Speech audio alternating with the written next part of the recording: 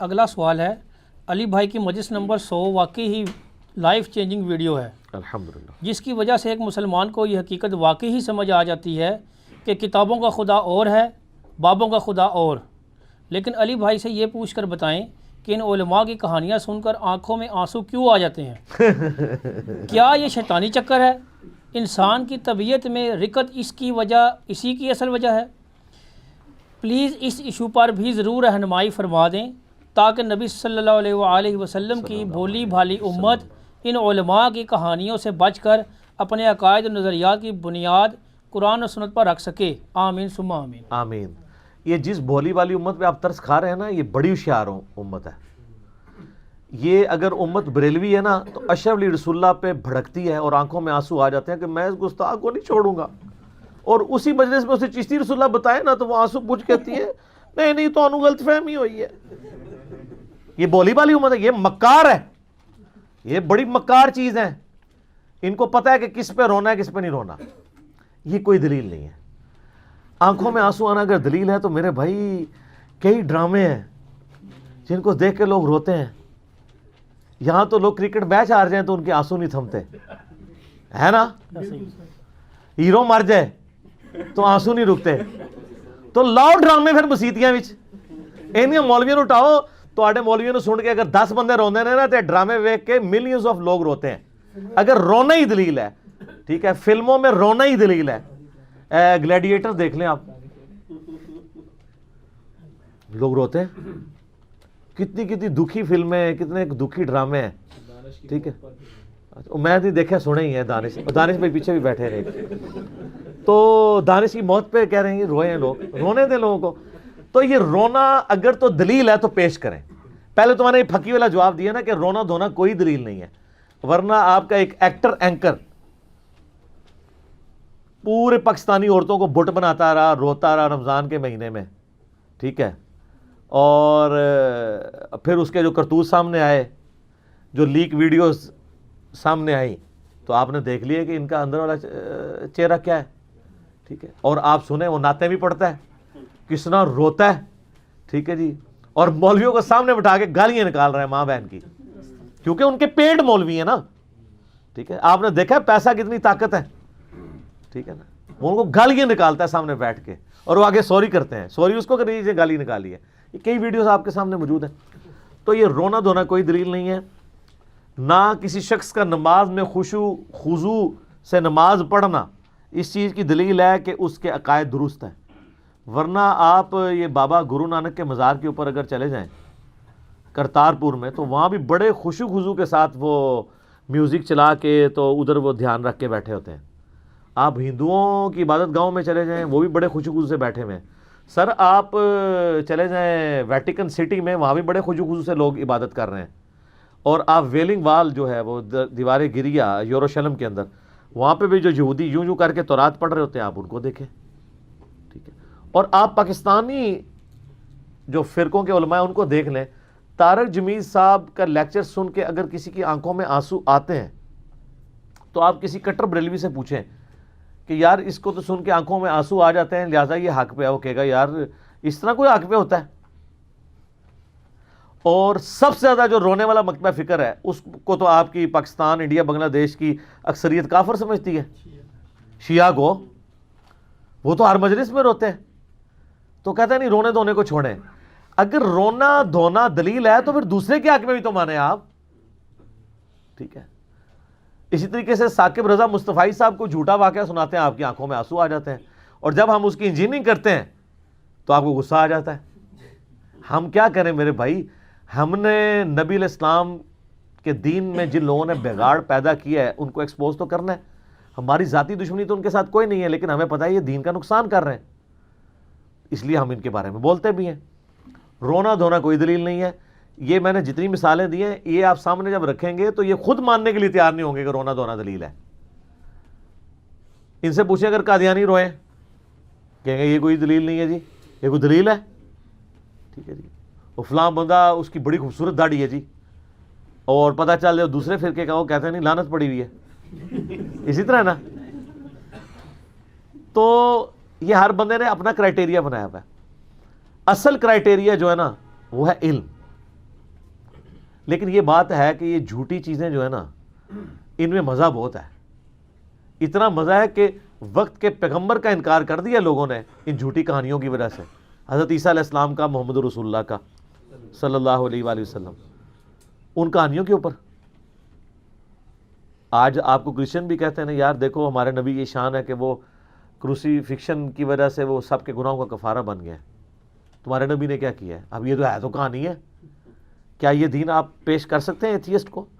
یہ atheism revenge تھا Christianity کے فرسودہ عقائد کا، اور آپ کے اندر بھی یہ آ جانا تھا اگر یہ پلیٹ فارم نہ ہوتا جو آپ کو چیخ چیخ کے کہتا ہے کہ مرنے سے پہلے اے مسلمان کر لے اس پہ غور، کتابوں کا خدا اور ہے، بابوں کا خدا اور اللہ کا شکر ہے کہ ہمارے علماء کو انگریزی نہیں آتی اور گوروں کو اردو نہیں آتی، ورنہ یہ کو 2-4 مسلمان بھی ہو رہے ہیں یہ بھی چھوڑ دیتے ہیں کہ یار یہ کس قسم کا ریلیجن ہے، رونا دھونا ایکٹنگ کرنا یہ کوئی دلیل نہیں۔ یہ ایکٹر ہے، میں آپ کو بتاؤں ایکٹنگ کے ساتھ بھی رو رہے ہوتے ہیں۔ میرا یوٹیوب پہ ایک کلپ ہے رونے والی شکل بنانا، وہ ایک باپا جانی ہے نا، وہ کہتے ہیں اگر رونا نہ آئے تو رونے جیسی شکل ہی بنا لیں کہ اچھے لوگوں کی نقل اتارنے پہ ہی ہوتا ہے اللہ کو آپ پہ ترس آ جائے۔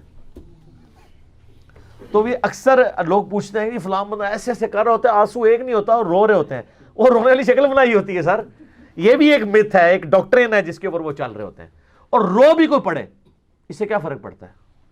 مجھے بتائیں ایک بندہ اگر رو رو کے کہے کہ 2 × 2 = 5 ہوتے ہیں، آپ اس کے آنسو پوچھتے دیکھیں کہ ٹھیک ہے یار آج کے بعد 5 ہی ہوتے ہیں، بتائیں مجھے۔ تو آپ رو رو کے کہانیاں میں سنائیں، ہم کہیں قرآن یہ نہیں مانتا، آپ کہتے ہیں قرآن کیوں پیش کرتے ہو؟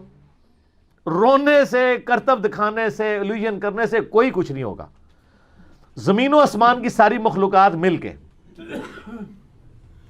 اگر کسی شخص کو 2 × 2 = 5 منوانا چاہیں وہ مانے گا؟ ایک شخص کہے کہ میں ایک مردہ زندہ کر دیتا ہوں، سپوز دجال، اس کے اگینسٹ تم کہہ جو 2 × 2 = 5 ہے، آپ کہو گے؟ تو سر پھر آپ لوگوں کی جھوٹی کہانیاں، وہ سچی کہانیاں الوژن کی فارم میں بھی ہوں، ان کو دے کے ہم قرآن اور سنت کو کیسے غلط کر دیں؟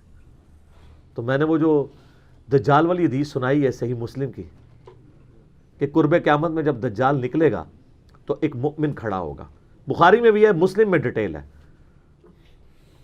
وہ مؤمن دجال کے حواریوں کے پاس جائے گا، ساتھیوں کے پاس، کہے گا کہ میں اس سے ملنا چاہتا ہوں۔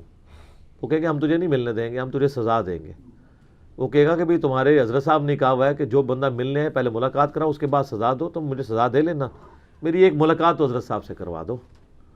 وہ جائے گا تو اس کے ماتھے پہ لکھا ہوگا کافر، لیکن لکھا ہوگا ایبریویشنز میں، کاف، الف، فا اور را۔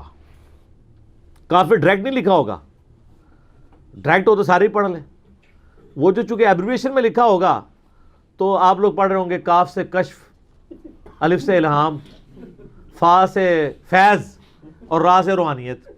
وہ کہیں گے نہیں بڑے پہنچے بزرگ نے، اور پھر وہ پونے پہنچے بزرگ بھی بن کے دسے گا، وہ کہے گا تو دجال ہے، وہ کہے گا میں سبزہ اگا رہا ہوں، آسمان سے بارش برسا رہا ہوں، میں تیرا رب ہوں، کہے گا نہیں میرے نبی کی حدیث مجھے پہنچی ہے تو دجال ہے۔ کتابی مسلم ہوگا، وہ بابی نہیں ہوگا۔